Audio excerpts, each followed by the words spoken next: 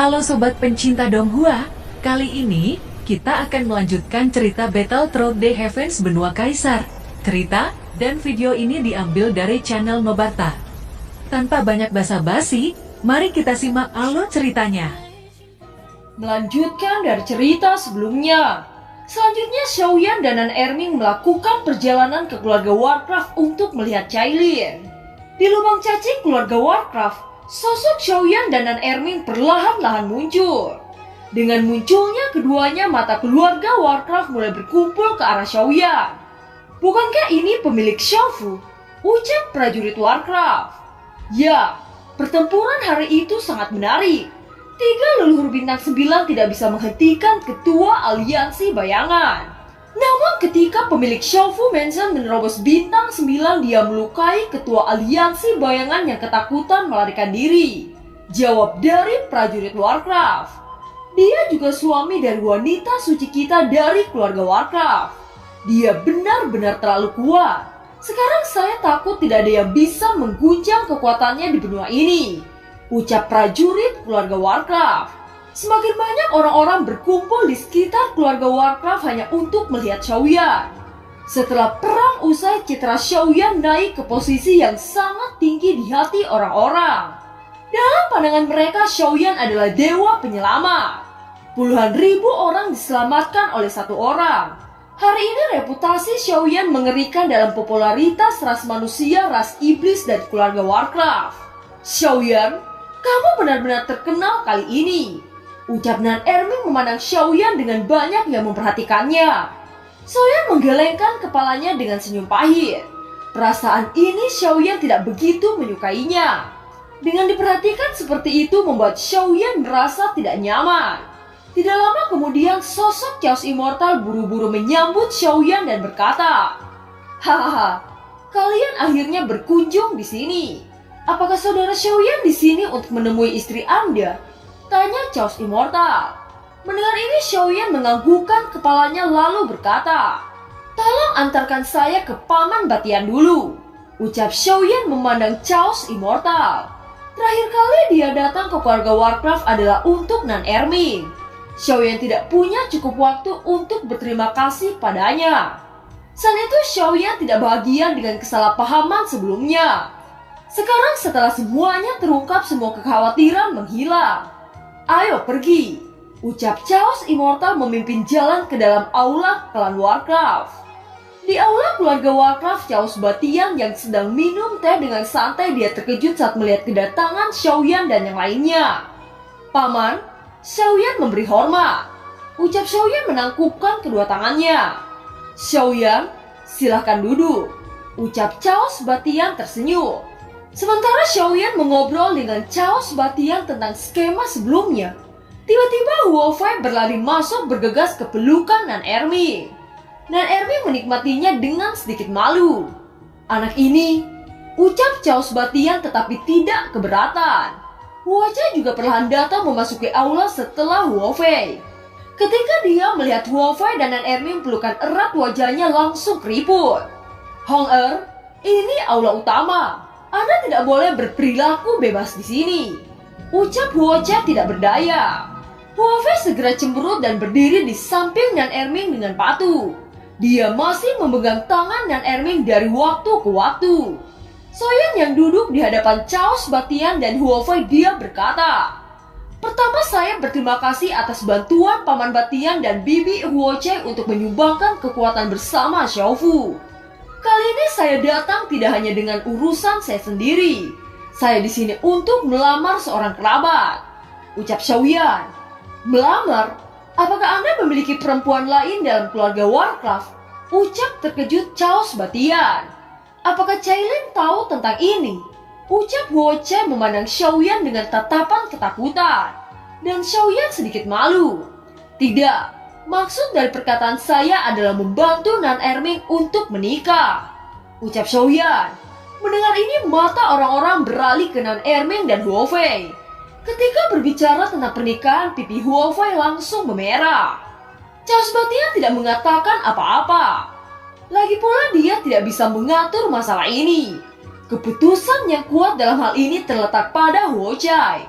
"Xiaoyan, Ini bukan karena saya tidak mengizinkannya. Saya mengatakan sebelumnya bahwa hanya dengan kekuatan 8 bintang saya akan menikahkannya. Tetapi nafas yang dia keluarkan Nan Erming sekarang hanyalah Daudi bintang 7 menengah. Karena itu kita harus mengikuti perjanjian. Ucap Huocha berkata dengan suara pelan. Ibu, saya tidak peduli. Saya akan menikahi Erming. Ucap Huofei tidak rela. Jangan impulsif. Ini bukan saatnya bagimu untuk bersikap seperti anak-anak. Ucap Huocha berkata dengan sungguh-sungguh. Huofei menginjak kakinya dan mengurutkan mulutnya. Dia memandang Xiaoyan dengan mata memohon. Melihat ini Xiaoyan juga tersenyum pahit. Bibi Huocha, kalau hanya bintang 8 persyaratannya, saya rasa saudara saya sudah memenuhi syarat. Hanya saja Anda tidak teliti ketika merasakan kekuatannya yang sebenarnya. Ucap Xiaoyan tersenyum. Semua orang terpanah. Mereka penasaran apa yang dimaksud Xiaoyan dengan mengatakan ini.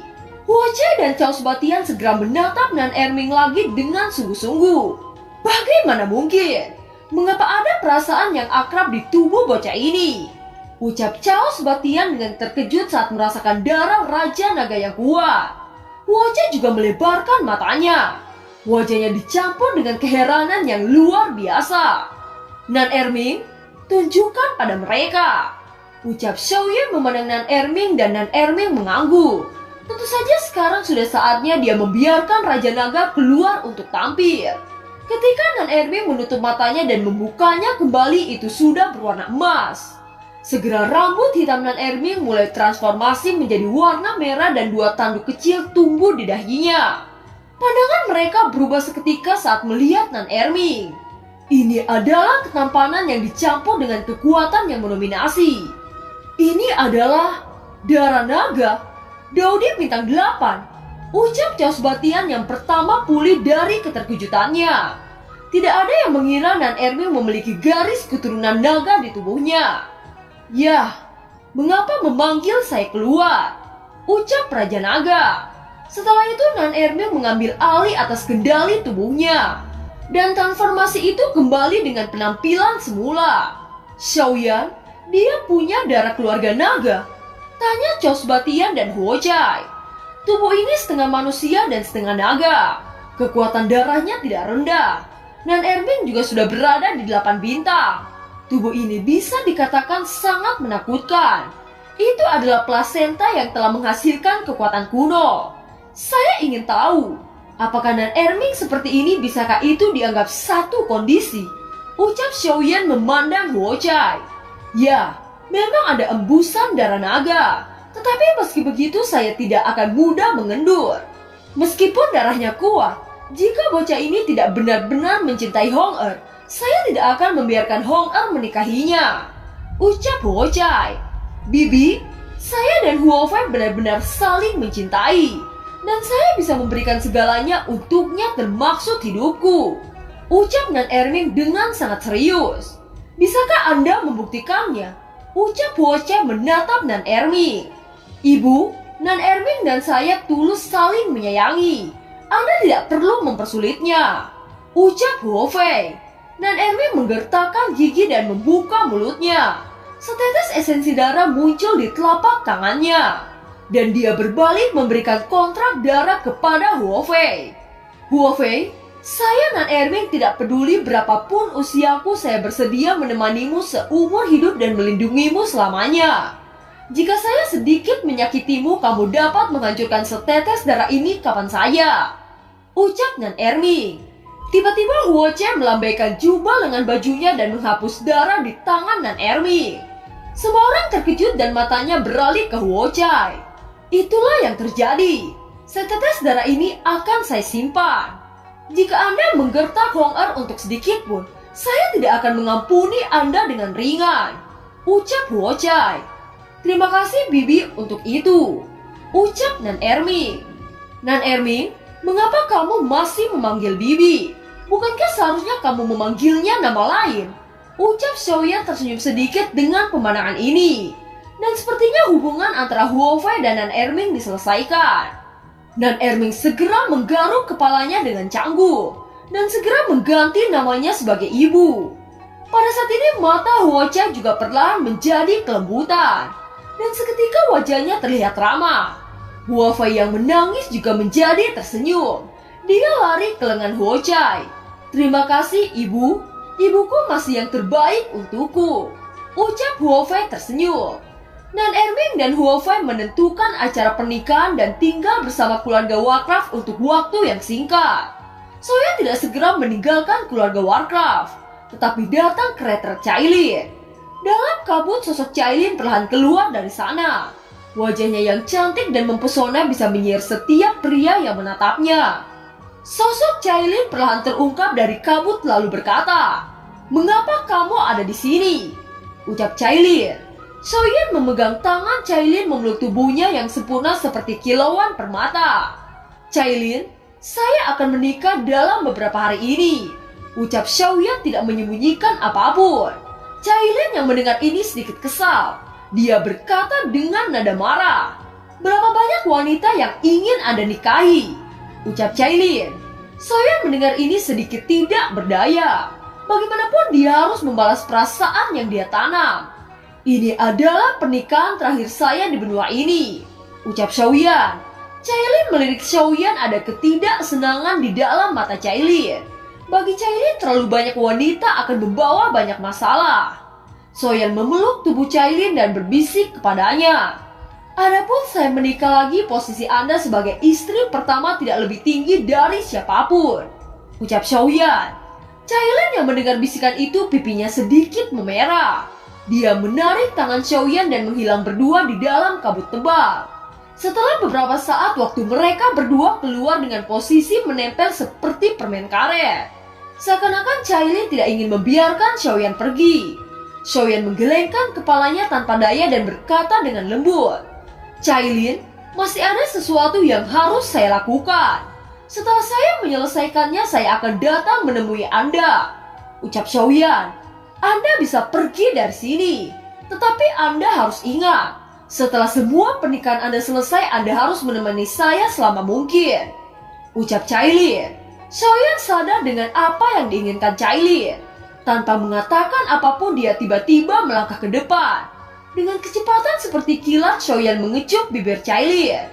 Cailin yang merasakan serangan dadakan, dia berteriak dengan keras, "Bajingan kecil, apa yang Anda lakukan? Jika Anda tidak melakukan lagi, maka saya pastikan akan membunuh Anda," teriak Cailin dengan aura yang sangat kuat. Merasakan aura yang meletus dari tubuh Cailin, Xiaoyan sangat ketakutan. Dia dengan cepat menuju ke arah Cailin. Dia sekali lagi menuruti kemampuannya sebelum Xiaoyan pergi dengan perasaan nyaman. Selanjutnya Xiaoyan menuju ke tempat ras manusia keluarga Zen. Setelah beberapa saat perjalanan, Xiaoyan tiba di gerbang besar milik ras manusia. Ras manusia dikatakan merupakan persatuan banyak keluarga. Pemimpin ras manusia adalah Kaisar Zen Zongfu dari keluarga Zen. Melihat kedatangan Xiaoyan, banyak anggota dari ras manusia menangkupkan tangan kepadanya. Xiaoyan terus berjalan menuju aula keluarga Zen. Melihat kedatangan Xiaoyan, seorang wanita yang sangat cantik keluar dari sisi aula dengan tergesa-gesa. Apakah ini adalah kaisar terkuat yang namanya telah menyebar ke seluruh penjuru benua? Ucap wanita itu. Xiaoyan tanpa ekspresi menghadapi pujian seperti itu.